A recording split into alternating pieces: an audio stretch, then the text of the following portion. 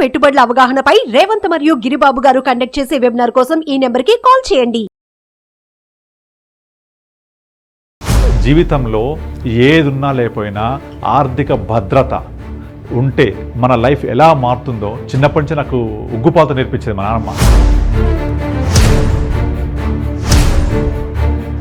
చిన్నప్పుడు మా ఫాదర్ సింగరేణి కాలేజ్లో ఒక జనరల్ మజదూర్గా వర్క్ చేసేవాడు. సో మా ఫాదర్ ఎప్పుడు చూసినా కూడా నేను ఇలా ఏదైతే ఆయిల్ మధ్య మెకానిక్ షెడ్లో బతుకుతున్నానో ఈ బ్రతుకు మా అబ్బాయికి ఉండకూడదు, తను ఒక సివిల్ సర్వెంట్గా ఉండాలి అని చిన్నప్పుడే నాలో ఒక బీజం వేశాడు.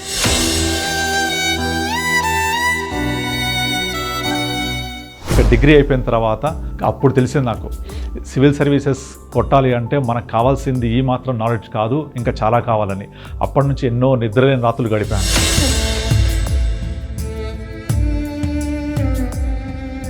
Success is a journey, not a destination. Success అనేది ఒక నిరంతర ప్రయాణం. సక్సెస్లో ఎప్పటికీ కామాలే కానీ ఫుల్ స్టాప్ ఉండవు. ఎప్పుడైతే మన ప్యాషన్ని ప్రొఫెషన్గా మార్చుకుంటామో స్కై ఇస్ ద లిమిట్. దానికి ఎగ్జాంపుల్ నేనే. 2015లో ఒక ఇండిపెండెంట్ ఫైనాన్షియల్ అడ్వైజర్గా స్టార్ట్ అయిన నా జర్నీ ఈరోజు దాదాపుగా ఒక 3,000 మంది క్లయింట్స్, 200 కోట్ల అసెట్స్ అండర్ మేనేజ్మెంట్ అండ్ 2.5 కోట్ల ఎస్ఐపి బుక్ సైజ్ తోటి ఏపీ తెలంగాణలో వన్ ఆఫ్ ద టాప్ అడ్వైజర్గా కొనసాగుతున్నాను.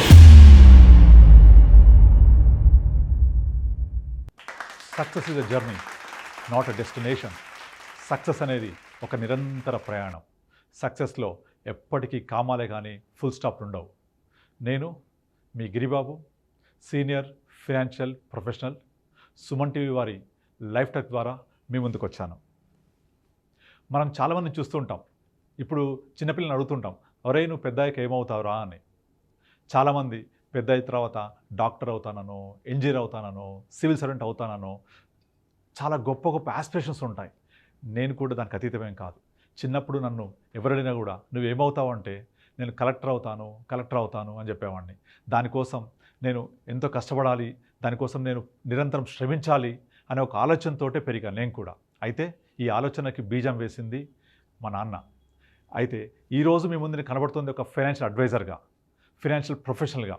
కానీ నా ప్రయాణం అంతా కూడా, చిన్నప్పుడు నా జీవితం అంతా కూడా ఒక సివిల్ సర్వీసెస్ సాధించాలి, సివిల్ సర్వీస్గా నేను రూపాంతరం చెందాలి అని అదే శ్వాసాధ్యాసతో బతికాను నేను. అయితే దీని నేపథ్యం ఏంటంటే, చిన్నప్పుడు మా ఫాదర్ సింగరేణి కాలేజ్లో ఒక జనరల్ మజదూర్గా వర్క్ చేసేవాళ్ళు. జనరల్ మజదూర్ అంటే సింగరేణి కాలేజ్లో లీస్ట్ కేటగిరీ ఆఫ్ ఎంప్లాయ్మెంట్. అది ఆటోమొబైల్ వర్క్షాప్లో పనిచేసేవాళ్ళు. మా స్కూల్ పక్కనే ఉండేది మా ఫాదర్ వర్క్షాప్. నేను ఎప్పుడైనా వర్క్షాప్కి వెళ్తే వర్క్షాప్లో కాకి డ్రెస్ మీద మొత్తం ఒంటి నిండా ఆయిల్ పడి చాలా జుగుత్సాకరంగా అక్కడ కనిపించేవాళ్ళు. ఎప్పుడు కూడా లారీల మధ్య, బస్సుల మధ్య, కార్ల మధ్య వర్క్ చేస్తూ కనిపించేవాళ్ళు. అయితే ఆ ఆటో గ్యారేజ్ చాలా పెద్దది. ఆటో గ్యారేజ్కి ఈ పక్క హెడ్ ఆఫీస్ ఉండేది. హెడ్ ఆఫీస్లో చాలామంది సీనియర్ ఆఫీసర్స్ ఉండేవాళ్ళు, 2-3 ఐఏఎస్ ఆఫీసర్స్ ఉండేవాళ్ళు. సో మా ఫాదర్ ఎప్పుడు చూసినా కూడా నేను ఇలా ఏదైతే ఆయిల్ మధ్య మెకానిక్ షెడ్లో బతుకుతున్నానో ఈ బ్రతుకు మా అబ్బాయికి ఉండకూడదు, తను ఒక సివిల్ సర్వెంట్గా ఉండాలి అని చిన్నప్పుడే నాలో ఒక బీజం వేశాడు. ఎప్పుడు చూడు ఆఫీసెస్ చూసినా, లేదా తను ఒక స్కూల్ బస్లో పిల్లల్ని తీసుకెళ్ళినా కూడా ఎప్పుడు కూడా తన దృష్టి నాలో ఒక సివిల్ సర్వెంట్ని నా కొడుకుని చేయాలి, నా కొడుకు కూడా వీళ్ళలాగా చాలా గొప్పగా బతకాలి అని చాలా ఆస్పిరేషన్స్ ఉండేవాడు. ఇదంతా ఒక నేపథ్యం అయితే, నాకు తెలియకుండానే నాలో ఫైనాన్షియల్ గురించి ఆర్థిక పాఠాలు నేర్పించింది మా నాన్నమ్మ. తన నేపథ్యం వింటేనే ఈ రోజుకి తలుచుకుంటే కూడా నాకు ఎంతో రోమాలు నెక్కబడుచుకుంటాయి. మా నాన్నమ్మ తన 24 సంవత్సరాల వయసులో భర్తని కోల్పోయి 4 పిల్లలతో లిటరల్లీ రోడ్డున పడింది. అయితే సింగరేణి కాలేజ్లో ఎవరైనా ఒక ఉద్యోగి చనిపోతే ఆ రోజుల్లో 2,000 రూపాయలు compensatory, 50 rupees for the month ఇచ్చేవాళ్ళు. ఆమె 2,050 రూపాయలతోటి తన జీవితాన్ని 4 పిల్లలతో మళ్ళీ పునఃప్రారంభించింది. అప్పటిదాకా ఇంట్లో నుంచి కనీసం గడప దాటి బయటకు రాని ఒక వ్యక్తి 4 పిల్లలతోటి రోడ్డున పడేసరికి వాళ్ళ తమ్ముళ్ళు వరంగల్ నుంచి వచ్చి, అక్క నీకెందుకు, నేను మిమ్మల్ని తీసుకెళ్ళి మంచిగా చూసుకుంటాం, ఈ 2,000 నాకు ఇవ్వు అని వాళ్ళ తమ్ముళ్ళు, తెలిసిన వాళ్ళు, బంధువులు అడుగుతూ ఉంటే మా నానమ్మ వాళ్ళ రిలేటివ్ ఒక ఆమె ఉండేది. ఆమె ఎప్పుడు ఒక మాట చెప్పేది. ఏమనంటే, "బిడ్డ మనమున్న చోట మన్ను బుక్కి బతకాలి గానీ, మనమున్న చోట వదిలి వెళ్ళకూడదు. నీకు నేను ఇల్లు ఇస్తాను. ఇంట్లో ఉండండి మీరు" అని చెప్పేసి ఆమె తలదాచుకోవడానికి ఒక ఇల్లు ఇచ్చింది. అక్కడి నుంచి మా నానమ్మ ప్రయాణం స్టార్ట్ అయింది. చిన్నప్పటి నుంచి మా నానమ్మ నన్ను తనతో పెంచుతూ నేను చిన్నప్పుడు ఎక్కువ స్వీట్స్ తినేవాడిని. స్వీట్స్, సినిమాలు చూడడం నాకు చాలా ఇష్టం ఉండేది. అటువంటి నా ఇష్టాయిష్టాల్ని మార్చేసి జీవితంలో ఏదున్నా లేకపోయినా ఆర్థిక భద్రత ఉంటే మన లైఫ్ ఎలా మారుతుందో చిన్నప్పటి నుంచి నాకు ఉగ్గుపాత నేర్పించేది మా నాన్నమ్మ. దానివల్ల నేను రెండో తరగతి చదివేటప్పుడు, లిటరల్లీ సెకండ్ క్లాస్ చదివేటప్పుడు సింగరేణి గర్ల్స్ హై స్కూల్లో పక్కనే పోస్ట్ ఆఫీస్ ఉండేది. ఎవరికైనా కొత్తగూడెం తెలిసిన వాళ్ళకి తెలుస్తుంది అది. పోస్ట్ ఆఫీస్లోకి వెళ్ళి సేవింగ్స్ అకౌంట్ ఓపెన్ చేశాను నా సొంతగా ఒక్కడిని. When I'm studying my second class. దాదాపుగా ఈరోజు రెండో తరగతి చదివే పిల్లలు ఎవరికి కూడా కనీసం అసలు ఇన్లాండ్ లెటర్ ఏంటి, పోస్ట్ ఆఫీస్ అంటే కూడా సరిగ్గా తెలియదు. అలాంటిది నేను రెండో తరగతి చదువుతూనే స్కూల్ అయిపోగానే పోస్ట్ ఆఫీస్కి వెళ్ళి పోస్ట్ ఆఫీస్లో ఒక పోస్టల్ అకౌంట్ ఓపెన్ చేసి నా దగ్గర ఎప్పుడైనా ₹1, ₹10 ఏదైనా మనీ ఉంటే తీసుకెళ్ళి డిపాజిట్ చేసేవాడిని. అలా నేను రెండో తరగతి నుంచి 9వ తరగతి వచ్చేప్పటి వరకల్లా నా పోస్ట్ ఆఫీస్ సేవింగ్స్ అకౌంట్లో దాదాపుగా ₹900 ₹900 సేవ్ చేయగలిగాను నేను. ఈ ₹900 సేవ్ చేసి మా నాన్నమ్మకు చూపించా. నాన్నమ్మ, నువ్వు ఏదైతే నాకు అప్పుడప్పుడు ఏదైనా కొనుక్కోవడానికి ఇచ్చిన డబ్బుల్ని నేను ఇలా సేవ్ చేసి చేశాను అని చెప్పేసి.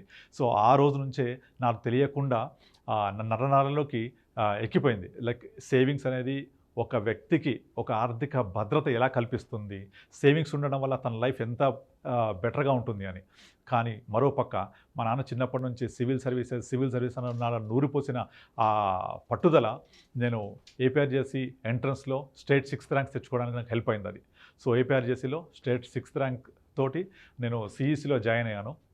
జాయిన్ అయిన తర్వాత మార్నింగ్ ఏపీఆర్జేసీ నాగర్సర్లో అడ్మిషన్, మధ్యాహ్నం వెళ్ళి ఆ పక్కనే ఉన్న ఎస్బీహెచ్లో అకౌంట్ ఓపెన్ చేశాను. సో సివిల్ సర్వీసెస్ అనే నా శ్వాస ధ్యాసని కొనసాగిస్తూ ఆర్థికంగా నిలదొక్కుకోవడానికి బ్యాంకింగ్ సెగ్మెంట్ ఎలా ఉపయోగపడుతుందో నాకు తెలుసు. సో అది చిన్నప్పుడే నాకు అర్థమై నేను డబ్బుల్ని నా పర్స్లోనో లేకపోతే బ్యాగ్లోనో పెట్టుకుంటే అలాగే ఉంటాయి, కానీ తీసుకెళ్ళి బ్యాంక్లో వేస్తే ఎంతో కొంత వడ్డీ వస్తుంది. ఇది నాకు ఈరోజు అర్థమైంది, కానీ నాకు తెలియకుండా ఈ పని నేను ఇంటర్మీడియట్లోనే చేశాను. Intermediate successfully completed. అక్కడి నుంచి నేను హైదరాబాద్కి నా ప్రయాణం మొదలుపెట్టాను. అగైన్ సివిల్ సర్వీసెస్ ధ్యాస కొనసాగిస్తూ హైదరాబాద్ రాగానే నారాయణగూడ కమ్యూనిటీ హాస్టల్లో మార్నింగ్ అడ్మిషన్, మధ్యాహ్నం వెళ్ళి పక్కనే నారాయణగూడ ఆంధ్ర బ్యాంక్లో అకౌంట్ ఓపెన్ చేశాను. ఇక అక్కడి నుంచి నా కష్టాలు మొదలయ్యాయి. దాని తర్వాత డిగ్రీ కంప్లీట్ అయింది. సివిల్ సర్వీసెస్ కోసం ఆర్సీ రెడ్డి స్టడీ సర్కిల్లో జాయిన్ అయ్యాను. అప్పుడు తెలిసింది నాకు సివిల్ సర్వీసెస్ కొట్టాలి అంటే మనకు కావాల్సింది ఈ మాత్రం నాలెడ్జ్ కాదు, ఇంకా చాలా కావాలని. అప్పటి నుంచి ఎన్నో నిద్రలేని రాత్రులు గడిపాను, కానీ నా దగ్గర డబ్బులు సరిపోయేవి కావు. సో డిగ్రీ వరకు కమ్యూనిటీ హాస్టల్ ఉండడం వల్ల ₹400 ఫీజు, ఫుడ్డు గడిచిపోయేది. ఇక డిగ్రీ అయిపోయిన తర్వాత నాకు అర్థమైంది, ఎట్టి పరిస్థితుల్లో నా దగ్గర ఉన్న డబ్బులు సరిపోవు, ఇంకా నేను డబ్బులు సంపాదించాలి లేదా నా యొక్క లక్ష్యాన్ని వదులుకోవాలి అని చెప్పేసి.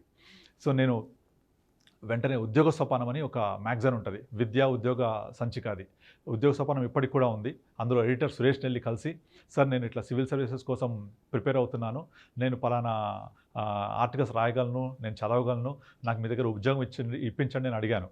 నా ఎక్స్పెక్టెడ్ శాలరీ ఎంత ఉండేనంటే ఒక ₹1,200 కనుక 1,200 నాకు శాలరీ లాగా వస్తే 1,200లో నాకు రూమ్ రెంట్ అంతా 600, ఫుడ్కి ఒక 600 నెలకు సరిపోతుంది. 1,200 నా టార్గెట్ శాలరీ తోటి వెళ్ళి కలిశాను. ఆయన ఒక ఆర్టికల్ రాయమన్నారు.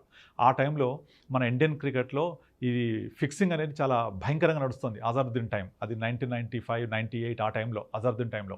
అప్పుడు నేను ఇండియన్ క్రికెట్ గురించి ఒక ఆర్టికల్ రాశాను. అది చదివి ఇమీడియట్లీ ఇంప్రెస్ అయ్యి నాకు ఇమీడియట్లీ జాబ్ ఇచ్చాడు. మధ్యాహ్నం 2 నుంచి సాయంత్రం 8 వరకు part time job. So learning, earning రెండు కలిసి వస్తాయని చెప్పేసి జాయిన్ అయ్యాను. సో అక్కడ నేను నా చదువుకుంటూ ఆర్టికల్స్ రాసుకుంటూ KG to PG any article, at the same time నేను ఏది లేటెస్ట్గా ట్రెండ్స్ ఉంటే ఆ ట్రెండ్స్ గురించి ఆర్టికల్స్ రాయడం. ఆ టైంలో కౌన్ బనేగా కరోర్పతి చాలా సక్సెస్ఫుల్ నడుస్తున్న ప్రోగ్రామ్, దాని మీద ఒక ఆర్టికల్ రాశాను. అది కవర్ స్టోరీగా పబ్లిష్ అయింది. సో ఇలా నాకు వచ్చే శాలరీలో నుంచి ఆ 1,200లో కొంచెం మిగుల్చుకొని రూమ్ రెంట్ తర్వాత ఫుడ్ అంతా పోయిన తర్వాత నేను జమ చేసిన డబ్బులతోటి ఒక 5,000 వరకు జమ చేయగలిగాను. ఈ 5,000 నేను ఈరోజు మీదే ముందు కనపడడానికి కారణమైన డబ్బులు అవి. దీని అంతటికి మా నాన్నమ్మ చిన్నప్పటి నుంచి డబ్బులు అనేవి మనం దాచుకోవాలి, దాచుకుంటే పెరుగుతాయి అని చెప్పిన తన నేపథ్యానికి ఎగ్జాంపుల్. నేను శాలరీలోంచి వచ్చిన మిగిలిన డబ్బులు అన్నీ దాచిపెట్టుకొని ఇయర్ 2000లో ఒక 5,000 రూపీస్ జమ అయింది. దీన్ని ఏదైనా ఇన్వెస్ట్ చేద్దామని ఒక ఆలోచన వచ్చింది నాకు. ఈ ఇన్వెస్ట్మెంట్ చేయాలి కానీ సేవింగ్స్ చేయొద్దు. ఇన్వెస్ట్మెంట్ చేయాలంటే ఏం చేయాలి? ఎక్కడో చోట పెట్టుబడి పెట్టాలి. కానీ 5,000 సరిపోతాయా? సరిపోవు. సో నేను ఆ టైంలో ఆంధ్ర బ్యాంక్ వాళ్ళు పబ్లిక్ ఇష్యూతో వచ్చారు. దానికి పాన్ కార్డ్ అక్కర్లేదు, డీమ్యాట్ అక్కర్లేదు, ఏం అక్కర్లేదు. జస్ట్ నేను ఆంధ్ర బ్యాంక్ వాకిన్ అయ్యి, అప్పుడు నాకు ఇంకా షేర్లు అంటే ఏంటి తెలియదు, ఏమీ తెలియదు. కానీ అడ్వర్టైజ్మెంట్ చూశాను, ఏదో ఆంధ్ర బ్యాంక్ షేర్లు అంటే పెరుగుతాయి, ఫ్యూచర్ బాగుంటుందనే ఒక ఉద్దేశంతో చదువుకునేప్పుడు సివిల్ సర్వీస్లో ఒక టాపిక్ ఉండేది, ఎకానమీ గురించి, మార్కెట్స్ గురించి. ఆ టాపిక్తో ఉన్న నాలెడ్జ్ తోటి వెళ్ళి ఆంధ్ర బ్యాంక్ షేర్స్ కొన్నాను. 5,000 తోటి కొన్నాను. 500 షేర్స్ వచ్చాయి. అది ఇయర్ 2000లో. సో ఫిజికల్ సర్టిఫికెట్స్ వచ్చాయి. ఆ సర్టిఫికెట్స్ దగ్గర పెట్టుకొని రోజు ఆంధ్ర బ్యాంక్ షేర్స్ ఎలా పెరుగుతున్నాయి, ఆంధ్ర బ్యాంక్ షేర్స్ ఎలా మూవ్ అవుతున్నాయి, అది గమనిస్తూ ఉండేవాడిని. ఒక పక్క సివిల్ సర్వీసెస్ అటెంప్ట్ చేస్తుండేవాడిని. బట్ నేను ఒకలా తలిస్తే విధి మరోలా తలిచింది.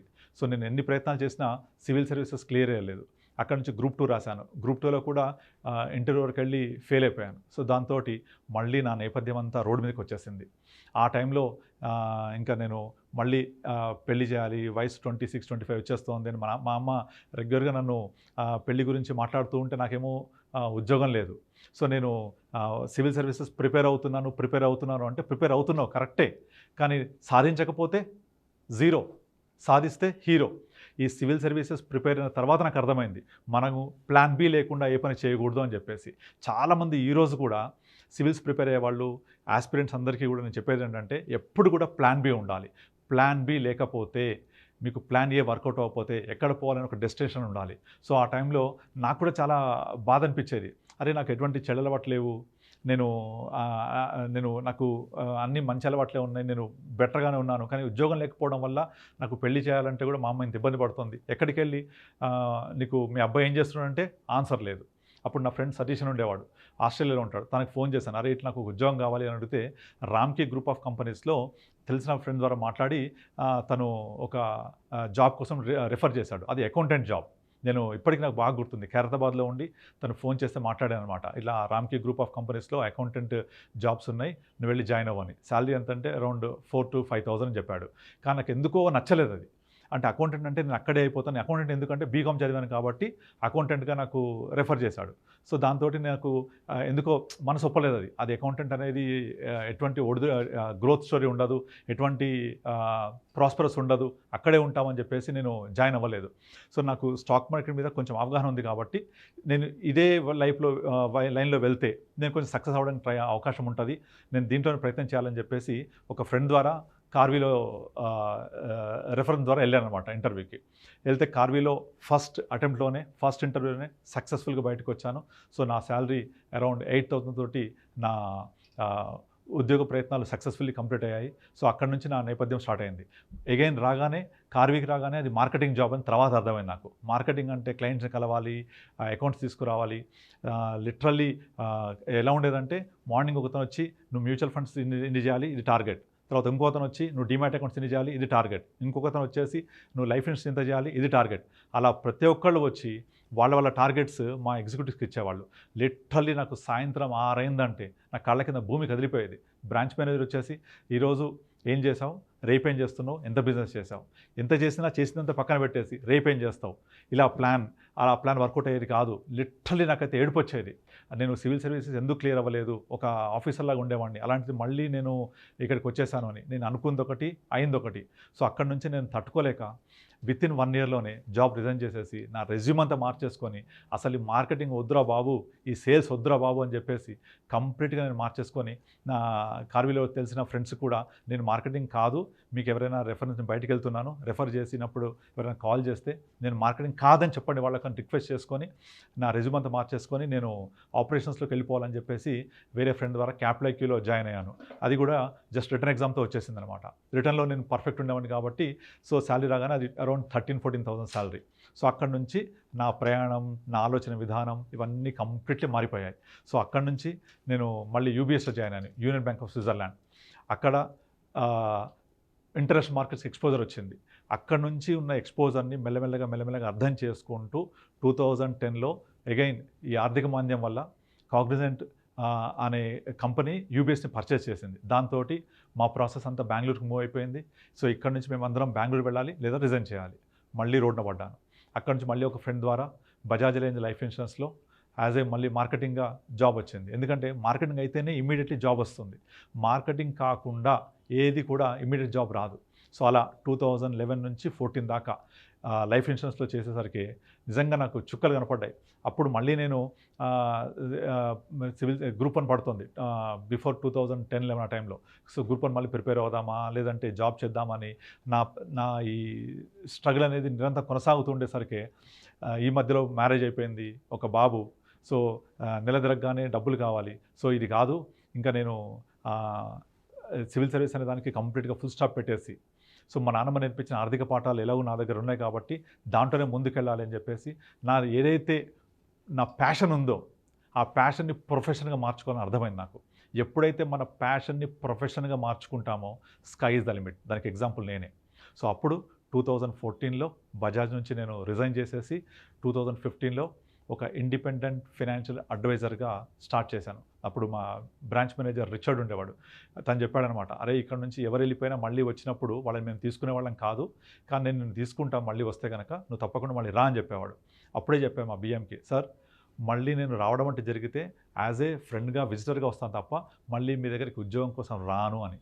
రీసెంట్గా నేను తను రిలయన్స్కి మూవ్ అయినప్పుడు కూడా మొన్న ఫోన్ చేశాను, సార్ నేను ఆ రోజు వెళ్ళిపోయాను కదా, ఈరోజు రాను, నేను ఈరోజు ఇలా ఉన్నానని చెప్తే తను చాలా హ్యాపీ ఫీల్ అయ్యాడు. సో అలా 2015లో ఒక ఇండిపెండెంట్ ఫైనాన్షియల్ అడ్వైజర్గా స్టార్ట్ అయిన నా జర్నీ ఈరోజు దాదాపుగా ఒక 3,000 మంది క్లయింట్స్, 200 కోట్ల అసెట్స్ అండర్ మేనేజ్మెంట్ అండ్ 2.5 కోట్ల ఎస్ఐపి బుక్ సైజ్ తోటి ఏపీ తెలంగాణలో వన్ ఆఫ్ ద టాప్ అడ్వైజర్గా కొనసాగుతున్నాను. దీని అంతటికీ కారణం చిన్నప్పుడు మా నాన్నమ్మ నేర్పించిన ఆర్థిక పాఠాలే. 2020 మరో ఆర్థిక పాఠాలు నేర్పించింది నాకు. నేను 2015 నుంచి 2020 దాకా ఏదైతే నేను నేర్చుకున్న లెసన్స్ ఫైనాన్షియల్ అడ్వైజరీలో ఇంప్లిమెంట్ చేస్తూ నా ప్రయాణం నేను కొనసాగించానో 2020 మరో కొత్త పాఠాలు నేర్పించింది. మనం అసలు కస్టమర్స్తో మాట్లాడేటప్పుడు, ఇన్వెస్ట్మెంట్ అడ్వైజర్గా ఉన్నప్పుడు వాళ్ళకి ఏం చెప్పాలి, ఏం కావాలి, ఈ ఫైనాన్షియల్ ప్లానింగ్ ఎలా జరగాలి, ఇదంతా కూడా ఆ లాక్డౌన్ అయ్యి ఇంట్లో కూర్చున్న 2 నెలలు అందరు దాదాపుగా ఇంట్లో ఖాళీగా ఏం చేయాలో తోచక కూర్చునే వాళ్ళేమో. బట్ నాకు నిమిషం టైం దొరికేది కాదు. సో అన్ని వెబినార్స్, బుక్స్ చదివేవాడిని, తర్వాత సెషన్స్ అటెండ్ అయ్యేవాడిని. మార్నింగ్ 10 o'clock నుంచి రాత్రి 12:31 వరకు కూడా నేను కంటిన్యూస్గా నేర్చుకుంటూ ఏం చేయాలి, ఏం చేయకూడదు అని ఏదైతే నేను చేశానో ఆ 2-3 months లాక్డౌన్ టైంలో, అది నిజంగా ఈరోజు నన్ను ఇలా నిలబడడానికి కారణం. అయితే దీని వెనక నేను ఎన్నో నిద్రలేని రాత్రులు గడిపాను. ఈవెన్ సివిల్ సర్వీసెస్ ప్రిపేర్ అయ్యేటప్పుడు కూడా చాలామంది స్టూడెంట్స్ ఒక టైంపాస్గానో లేకపోతే ఏదో పుస్తకాలు దొరికిన చదువుకోవడమో అలా చేసేసి నోట్స్ రాసుకొని ప్రిపేర్ అయి ఉండేవాళ్ళు. నేను అలా చేసేవాడిని కాదు. మనము ఏదైనా ఒక లక్ష్యం పెట్టుకుంటే దాన్ని 1-2 సార్లు ప్రాక్టీస్ చేసేవాడిని. అలా ప్రాక్టీస్ చేసి ఇన్ని విధాలుగా చేసినా కూడా సక్సెస్ కాకపోతే సివిల్ సర్వీసెస్ ప్రిపరేషన్ నేను ఏదైతే ఫెయిల్యూర్కి రీజన్స్ ఉన్నాయో వాటన్నిటిని అర్థం చేసుకున్నాను. ఏం తప్పు చేశానో తెలుసుకున్నాను. ఆ తప్పు ఇప్పుడు చేయకూడదు. ఒకే ఒక లక్ష్యంతో మనం పనిచేయాలి. ఇప్పుడు నేను ఇంతమందిని అడ్వైజరీ సర్వీసెస్లో ఉన్నాను. ఇక్కడ నుంచి నేను ఎంత ముందుకు వెళ్ళాలి, మళ్ళీ నేను ఏ విధంగా ఈ ఫీల్డ్లో నెంబర్ 1కి వెళ్ళాలి అని ఒకే ఒక ఉద్దేశంతో మళ్ళీ నా జర్నీ స్టార్ట్ చేశాను. అలా ఈరోజు ఏపీ తెలంగాణలో ఒక సక్సెస్ఫుల్ ఫైనాన్షియల్ అడ్వైజర్గా మీ ముందుకు నిలబడి ఉన్నాను. Thank you. సుమన్ టీవీలో మీ పర్సనల్ అండ్ బిజినెస్ ప్రమోషన్స్ కోసం కింది నెంబర్కి కాంటాక్ట్ చేయండి.